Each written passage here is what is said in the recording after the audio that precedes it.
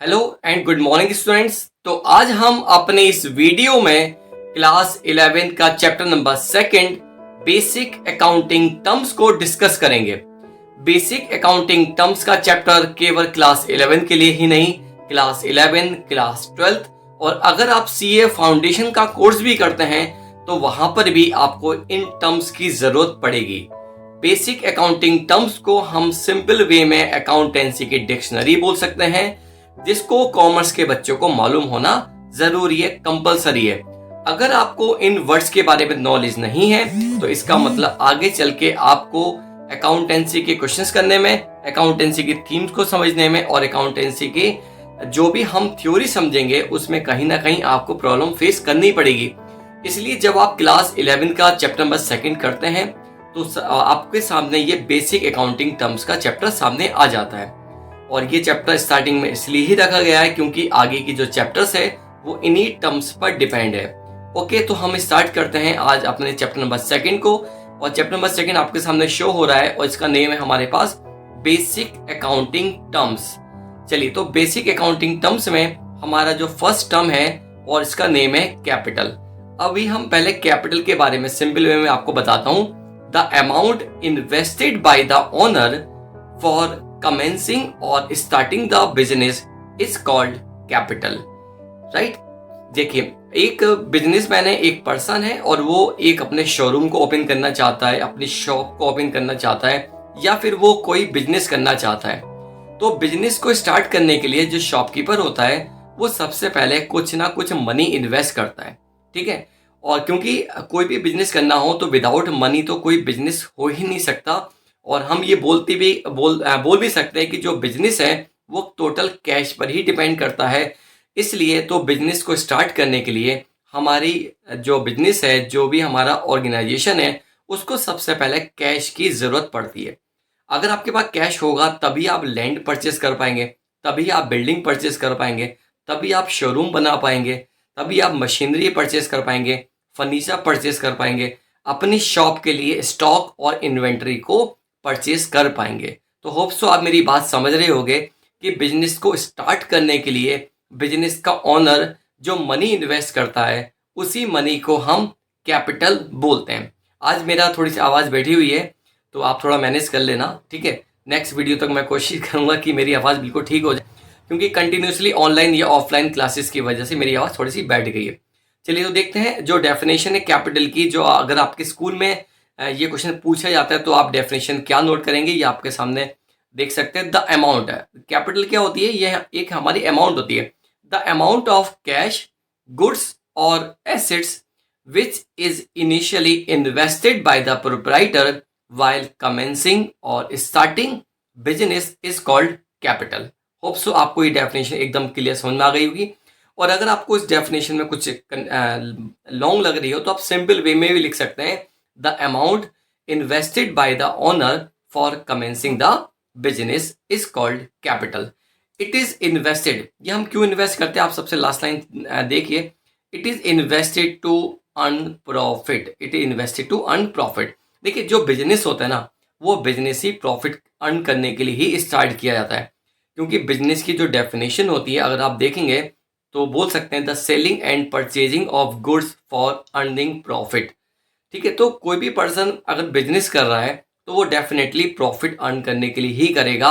और प्रॉफिट को अर्न करने के लिए जो बिजनेस का ओनर होता है उसको सबसे पहले कौन सी अमाउंट लगानी होगी, उसको सबसे पहले अमाउंट लगानी होगी कैपिटल की।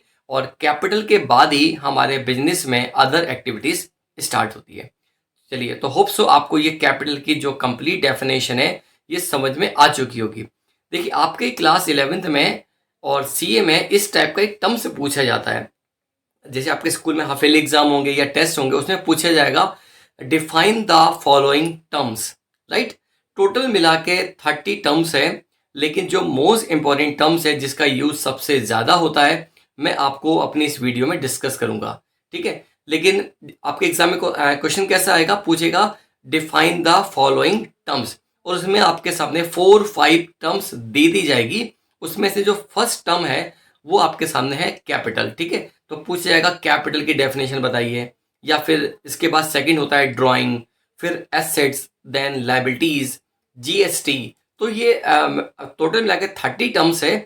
इसको हम एक एक करके आपको बताएंगे, लेकिन एग्जाम में कुछ 10-15 ही टर्म्स ऐसी होती है जो सबसे ज़्यादा रिपीट होती है। उसमें कैपिटल जो है वो ज़्यादातर स्कूल्स में, स्कूल का जो हाफिली एग्जाम होता है या यूनिट टेस्ट होते हैं उसमें ये वाला टर्म पूछ लिया जाता है।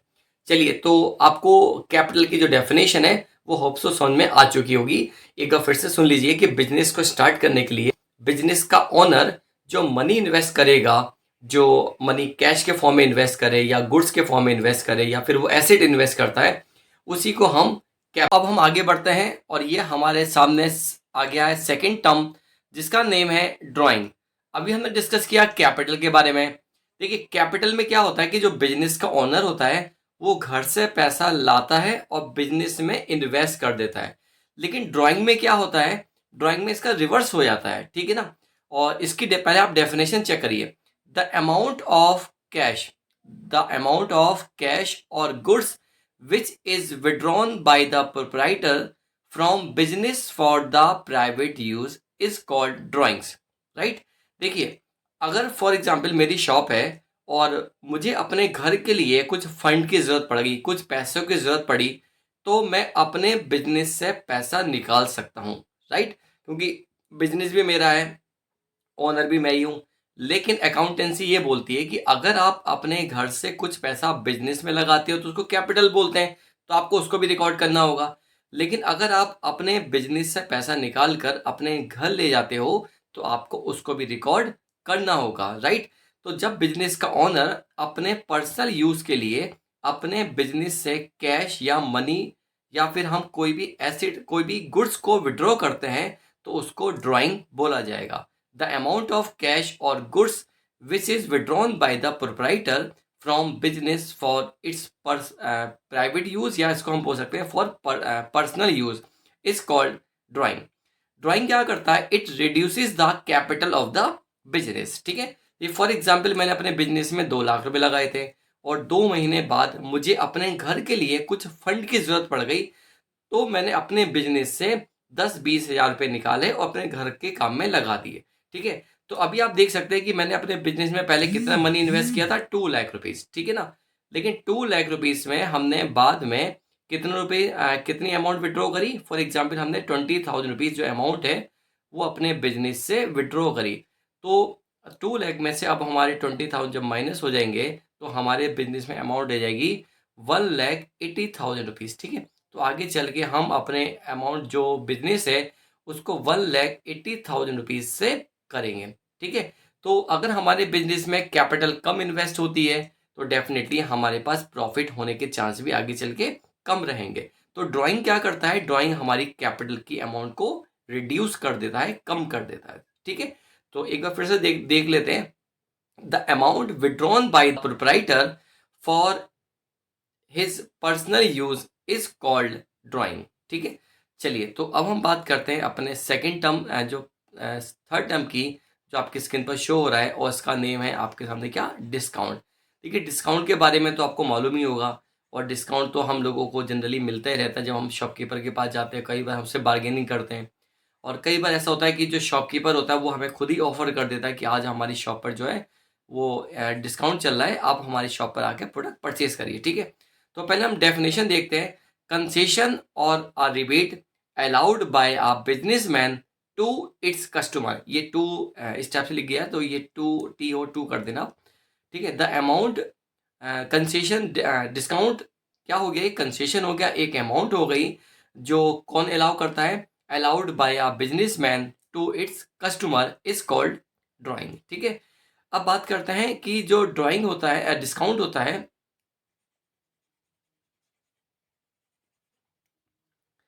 चलिए, तो अब हम बात करते हैं अपने थर्ड टर्म की और थर्ड टर्म आपके सामने शो हो रहा है जिसका नेम है डिस्काउंट, ठीक है। डिस्काउंट तो हम लोगों को जनरली मिलता ही रहता है और डिस्काउंट वर्ड हमारे लिए कोई न्यू वर्ड नहीं है। लेकिन एक्चुअली डिस्काउंट की जो कंप्लीट डेफिनेशन है वो क्या होती है, ये आपके स्क्रीन पर शो हो रही है।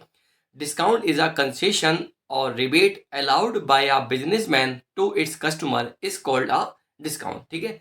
तो डिस्काउंट क्या होता है, डिस्काउंट एक कंसेशन हो गया या हम बोल सकते हैं एक रिबेट हो गया जो एक बिजनेसमैन अपने कस्टमर को ऑफर करता है, ठीक है। अब हम बात करते हैं कि डिस्काउंट जो होता है वो कितने टाइप्स के होते हैं। डिस्काउंट हमारे 2 टाइप्स के होंगे। फर्स्ट होता है ट्रेड डिस्काउंट और सेकंड होगा हमारे पास कैश डिस्काउंट। डिस्काउंट की डेफिनेशन तो आपको समझ में आ चुकी होगी, लेकिन ज़्यादातर बच्चों को ये नहीं पता होता कि जो उनको डिस्काउंट मिल रहा है या जिस डिस्काउंट की बात हम करते हैं शॉपकीपर के पास जाकर, वो कौन सा डिस्काउंट होता है। तो डिस्काउंट को 2 टाइप से डिस्ट्रीब्यूट किया गया है। इसमें जो हमारा फर्स्ट है वो है ट्रेड डिस्काउंट और सेकंड होता है हमारे पास कैश डिस्काउंट। चलिए तो पहले हम ट्रेड डिस्काउंट की बात करते हैं। देखिए, ट्रेड ट्रेड की डेफिनेशन होती है selling and purchasing of goods is called trade. For example, जब कोई बिजनेसमैन अपने सेल्स को इंक्रीज करने के लिए अपनी पब्लिक को, अपने कस्टमर को जो डिस्काउंट देता है, उस डिस्काउंट को बोला जाता है ट्रेड डिस्काउंट। ठीक है, इसका सबसे बड़ा बेटा एग्जाम्पल होता है वो होता है बाई वन और गेट वन फ्री। ठीक है, ये आपने देखा होगा, बाय वन और गेट फ्री। ठीक है, एक खरीदो एक free, buy two get one free या buy one get two free. इस टाइप से जो ऑफर लगे होते हैं, ये ऑफर केवल कस्टमर को अट्रैक्ट करने के लिए होते हैं, ताकि कस्टमर उनके शॉप पर आए, उनके शोरूम पर आए और प्रोडक्ट को परचेज करके ले जाए। कहीं पर लिखा होता है 20% ऑफ, 10% ऑफ, 25% ऑफ, है ना। या स्पेशली कुछ फेस्टिवल्स होते हैं, ईद है, दिवाली है, इस पर कुछ प्रोडक्ट्स ऐसे होते हैं जिस पर कंपनी या जो बिजनेसमैन होता है वो अपने कस्टमर को डिस्काउंट ऑफर करता है। ठीक है, तो ट्रेड डिस्काउंट का अब आपको मीनिंग समझ में आ चुका होगा। जब शॉपकीपर केवल अपनी सेल्स को इंक्रीज करना चाहता है और ये डिस्काउंट सभी को ऑफर कर दिया जाता है, चाहे वो प्रोडक्ट को परचेस करें या नहीं करें। ठीक है, जैसे कि आप शोरूम के बाहर से जा रहे हैं और वहां पर लिखा हुआ है 20% ऑफ, राइट। अब आप 20% ऑफ देखने के बाद आपको आपका मूड हुआ कि चलो हम भी देख कर आते हैं कि हो सकता है कि आज कुछ हमें प्रोडक्ट है वो कम रेट में मिल जाए। तो ये सोच कर आप शोरूम के अंदर चले गए या उस शॉपकीपर के पास चले गए। ठीक है, अभी आपकी मर्जी है कि आप प्रोडक्ट परचेज करो या नहीं करो, लेकिन वो जो डिस्काउंट था वो आपको ऑफर कर दिया गया। ठीक है ना, 20% ऑफ। अब आपने परचेज किया या नहीं करा। परचेज करोगे तो जो उसकी एमआरपी होगी उसमें से 20% माइनस करके आपको प्रोडक्ट दे दिया जाएगा, और नहीं परचेज करोगे तब भी कोई बात नहीं, इवन कंपनी ने आपको डिस्काउंट ऑफर तो कर ही दिया। चलिए अब हम बात करते हैं अपने नेक्स्ट टॉपिक की, जिसका नेम है कैश डिस्काउंट। ठीक है, अभी आपको नेम से मालूम चल रहा होगा कैश डिस्काउंट। कैश डिस्काउंट केवल कैश सेल्स को इंक्रीज करने के लिए किया जाता है। किसके लिए? कैश सेल्स को इंक्रीज करने के लिए। ठीक है ना। अब ये कैश सेल्स क्या होती है? देखिए, जब हम शॉपकीपर के पास जाते हैं तो हम शॉपकीपर से अपने गुड्स को कैश में भी परचेज कर सकते हैं और क्रेडिट में भी परचेज कर सकते हैं। ठीक है ना, दोनों आपके ऑप्शन होते हैं आपके पास। ठीक है, अब क्योंकि हम लोग कस्टमर हैं तो हम लोग तो जनरली शॉपकीपर से कैश में ही परचेस करते हैं। बहुत कम कभी ऐसा होता है कि हम उधार लेकर आए, लेकिन जो कंपनीज होती है या जो बिजनेसमैन होते हैं, ये आपस में एक दूसरे से क्रेडिट में गुड्स को परचेज करते हैं। ठीक है ना। अब क्योंकि अब एक शॉपकीपर दूसरे शॉपकीपर को, एक बिजनेसमैन दूसरे बिजनेसमैन को क्रेडिट में गुड्स सेल करने के लिए एग्री हो जाता है। लेकिन अगर आप प्रैक्टिकली सोचिए कि अगर मैं शॉपकीपर हूँ और मुझसे जितने भी कस्टमर्स हैं, ज़्यादातर कस्टमर मेरे से उधार में गुड्स लेकर जाए, तो आप सोचिए क्या होगा। एक टाइम ऐसा आएगा कि मेरी शॉप से जितने भी प्रोडक्ट है, जितने भी स्टॉक है मेरी शॉप का, वो सब खाली हो जाएगा। और फिर मैं वेट करूँगा कि कब मेरा कस्टमर मुझे पैसा देगा, कब जो मैंने अपने कस्टमर को उधार में गुड्स सेल करे थे, कब वो मेरा कस्टमर मुझे फाइनल पेमेंट करके जाएगा। ठीक है, तो अब कोई भी बिजनेसमैन कितना बड़ा भी क्यों ना, ऐसा तो नहीं है कि उसके पास अनलिमिटेड कैश हो। ठीक है ना, हर किसी एक लिमिट होती है कि इतने अमाउंट तक ही वो बिजनेस करेगा। ठीक है, तो अब कम कोई शॉपकीपर का ज़्यादातर पैसा क्रेडिट में ना चला जाए, उसके सारा जो कि शॉप में रखे हुए गुड्स है, उसकी शॉप में रखे हुए जो इन्वेंट्रीज है, स्टॉक है, कहीं ऐसा ना हो कि वो क्रेडिट में ही सेल हो जाए, कैश में बिल्कुल भी सेल ना हो। तो अपनी जो गुड्स सेल हो कर रहा है वो उसमें कैश सेल्स को इंक्रीज करने के लिए, किसको इंक्रीज करने के लिए? कैश कैश सेल्स को इंक्रीज करने के लिए जो शॉपकीपर होता है वो अपने कस्टमर को कुछ स्पेशल डिस्काउंट दे देता है, उसको बोला जाता है कैश डिस्काउंट। ठीक है, देखिए मैं आपको एग्जांपल देता हूँ कि आप एक शोरूम पर गए और आज आपने उससे पूछा कि ये प्रोडक्ट कितने का मिलेगा। तो उन्होंने बोला कि ये प्रोडक्ट जो है ये 10,000 रुपये का है। लेकिन अगर आप अभी इस प्रोडक्ट को परचेज करेंगे, मतलब आप अगर अभी मुझे कैश दे देंगे, तो मैं आपको 1,000 रुपये का स्पेशल डिस्काउंट दे दूंगा। ठीक है, तो कस्टमर जो होता है जब ये सोच उसको 1,000 का एक्स्ट्रा कंसेशन मिलेगा, तो शॉपकीपर जो कस्टमर होता है वो शॉपकीपर को 1,000 रुपये डिस्काउंट माइनस करने के बाद प्रोडक्ट को परचेज कर लेता है। ठीक है ना, तो अब आपको डिफरेंस समझ में आ चुका होगा कि जो ट्रेड डिस्काउंट होता है वो केवल सेल्स को इंक्रीज करने के लिए होता है, और कैश डिस्काउंट केवल कैश सेल्स को इंक्रीज करने के लिए होता है। अगर किसी शॉपकीपर के पास से या किसी बिजनेसमैन की ज़्यादातर सेल्स क्रेडिट में होती है, तब अपने क्रेडिट सेल्स को कम करने के लिए और अपने कैश सेल्स को इंक्रीज करने के लिए शॉपकीपर अपने कस्टमर को जो स्पेशल डिस्काउंट देगा उसको बोला जाएगा कैश डिस्काउंट। ठीक है, तो कैश डिस्काउंट तभी मिलेगा बच्चों जब कस्टमर शॉपकीपर को कैश देगा। अगर वो कैश नहीं देगा तो उसको डिस्काउंट नहीं मिलेगा। ठीक है, अभी मैं आपको ट्रेड डिस्काउंट और कैश डिस्काउंट का दोनों के बारे में एक एग्जाम्पल के थ्रू बताता हूँ। ठीक है, फॉर एग्जाम्पल आज आप किसी शॉप पर गए और आज आपको मोबाइल फ़ोन परचेज करना है, और वो मोबाइल फ़ोन कितने का था? 10,000 का मोबाइल फ़ोन है। ठीक है, अभी आज उस मोबाइल फ़ोन जो है उस पर एक ऑफर है 10%। ठीक है, क्योंकि मोबाइल फ़ोन सेल नहीं हो रहे थे, तो शॉपकीपर ने आज उसको 1,000 रुपीज़ का, मतलब 10% कितना हो गया? 1,000 का एक्स्ट्रा डिस्काउंट, 1,000 का डिस्काउंट दिया, और 1,000 डिस्काउंट देने के बाद वो मोबाइल हमें कितने का मिलेगा?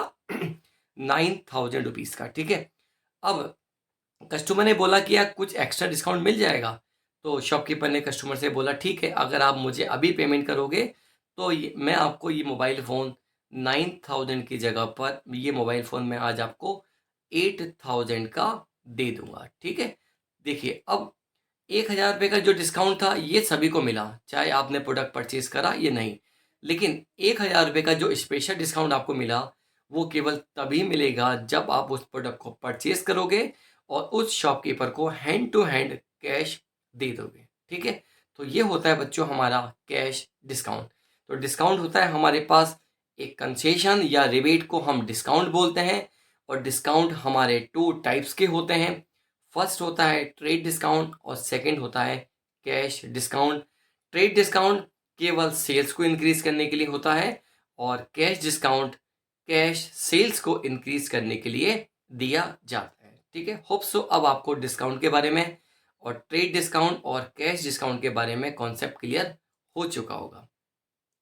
अब हम अपनी नेक्स्ट वीडियो में आगे के जो टॉपिक्स है उसको डिस्कस करेंगे। कुछ टर्म्स अभी रह गई है, उन टर्म्स के बारे में हम नेक्स्ट वीडियो में डिस्कस करेंगे। तो आपने अगर मेरे चैनल को अभी तक सब्सक्राइब नहीं किया तो सबसे पहले मेरे चैनल को सब्सक्राइब करें, ताकि मैं आपको आगे की वीडियोस प्रोवाइड करवाता रहूं, और नोटिफिकेशन पर ज़रूर टिक करें ताकि जब भी मैं वीडियो अपलोड करूं तो एटलीस्ट आपके पास नोटिफिकेशन आ जाए। Thank you.